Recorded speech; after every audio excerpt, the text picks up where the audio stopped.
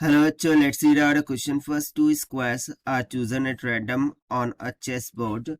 If P denotes the probability that they have exactly one side in common, then 144 of P is. So यहाँ पर दो square को select किया जाता है randomly from the chess board. Chess board में total 64 squares होते हैं, ठीक है. सो उसमें से हमने कितने सिलेक्ट किए हैं? दो स्क्वायर को सिलेक्ट किया है. सो जो प्रोबेबिलिटी पी है वो डिनोट करता है कि हमने एग्जैक्टली जो भी सिलेक्शन किया है उसमें से वन साइड क्या है? कॉमन है. सो 144 ऑफ पी का वैल्यू हमें यहाँ पर फाइंड करके बतानी है.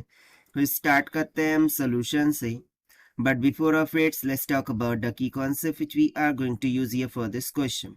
n number of theme में से यदि मुझे r number of objects select करना हो तो NCR का फॉर्मूला लगता है. And this is nothing but equals to n factorial divided by n minus r factorial multiply by r factorial हो जाता है. उस तरीके से मैं यदि probability of event की बात करूं, so this is nothing but is equals to the favorable outcomes divided by the total outcomes होंगे. So जो भी favorable outcomes होंगे वो divided by the total outcomes. ठीक है. So बस इन्हीं दो फॉर्मूलाज का यूज करते हुए हम देखते हैं फिर सोल्यूशन से. तो सबसे पहले मैं यहाँ पर यदि देखूं, तो देखिए हम दो स्क्वायर सेलेक्ट कर रहे हैं चेस बोर्ड से. सो मैंने बताया कि चेस बोर्ड में 64 स्क्वायर्स होते हैं, उसमें से हम दो सेलेक्ट कर रहे हैं. सो जो टोटल नंबर ऑफ वेज होंगे, टोटल नंबर ऑफ वेज होंगे, that will become equals to कितने हो जाएंगे? 64 में से हमने सिलेक्ट किया 2 को. So this will be equals to 64 factorial divided by 64 minus का 2 फैक्टोरियल मल्टीप्लाई बाय 2 फैक्टोरियल. ये हमने कहाँ से किया? Bye using the conceptual formula. 64 को मैं 64 इंटू 63 इंटू 62 फैक्टोरियल लिख सकता हूँ, डिवाइडेड बाय ये हो जाएगा 62 फैक्टोरियल मल्टीप्लाई बाय 2 इंटू 1. सो इससे ये कैंसल आउट हो जाएगा, राइट. सो हमें सिंपली क्या मिल जाएगा? 64 को डिवाइड कीजिए, 2 3 ज़ा 6, 2 2 ज़ा 4, यानी कि 32 मल्टीप्लाई बाय 63. ठीक है, ये होगा टोटल नंबर ऑफ वेज. ठीक है, ये कितना हो गया? Total number of veg. अब उसके बाद हम फेवरेबल आउटकम्स निकालेंगे. सो देखिए, number of ways of selecting the pairs which have the common side, वो क्या होगा? सो वो सबसे पहले हम यहाँ पर डिसाइड करते हैं. सो जो number of ways of selecting, जिसमें हम सिलेक्ट कर रहे हैं द पेयर्स, किसको? पेयर्स को. द पेयर्स विच हैव, ठीक है ना, which have the common side, जिसमें बेसिकली हमें कॉमन साइड मिल जाए. So that will be equals to कितना हो जाएगा? 1 डिवाइडेड बाय 2. ठीक है.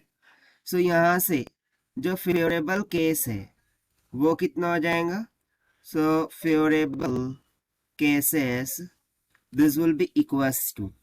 सो देखिए, 4 मल्टीप्लाई बाय 2, 2 साइड्स में से 4 हो गया, फिर प्लस में रिमेनिंग 24 में से 3, प्लस में फिर 36 बचा, तो 36 में से 4. So this will comes out to be 112. ठीक है, I hope it is clear. So as each corner has the 4 neighbours, ठीक है, हर एक कॉर्नर के 4 नेबर्स होंगे. So every 24 squares on the border have 3 neighbours. यहाँ पर बेसिकली देखिए ये हमने कैसे लिखा है. यदि मैं एक स्क्वायर को कंसिडर करूँ, ठीक है, एक स्क्वायर, और इसमें से मैं 4 स्क्वायर्स बना दूँ, सो किसी भी एक स्क्वायर की जब हम बात करेंगे तो इसके पास कितने नेबर्स हो जाएंगे? 4 नेबर्स, 1 2 3 एंड 4. सो जो 24 स्क्वायर्स होंगी उसके 3 नेबर्स होंगे, तो इसीलिए 24 इंटू 3. फिर 4 नेबर्स ऐसे होंगे जिसके सिर्फ 2 कॉर्नर मैच हो रहे होंगे, इसीलिए 4 इंटू 2 लिखा है ये वाला पार्ट. और बाकी बचे 36 स्क्वायर्स ऐसे होंगे जिसके बाद 4 नेबर्स होंगे, तो इसीलिए 36 इंटू 4, इसीलिए ये 112 आया है. ना हो, I hope it is clear to all. ठीक. सो यहाँ से अब जो रिक्वायर्ड प्रोबेबिलिटी होंगी, for the event, let's say E, that will be equals to favorable outcomes. So favorable outcomes कितने हैं 112 divided by the total outcomes. तो total outcomes आया था हमारा 32 multiply by 63 के इक्वल. अब इसे हम जब डिवाइड करेंगे सो ये निकल के आ जाएगा 1/18 के इक्वल. ना इफ रिमेंबर हमें ये तो पूछा ही नहीं था, हमें पूछ रखा था 144 ऑफ पी का वैल्यू. सो यहाँ से हम सिंपली बोल देंगे कि value of 144 of P that would be equals to, ये किसका वैल्यू है, पी का वैल्यू, राइट. सो देखिए यहाँ से क्या हो जाएगा 144 मल्टीप्लाई बाय 1/18. सो 18 8 ज़ा 144. So it will comes out to be equals to 8.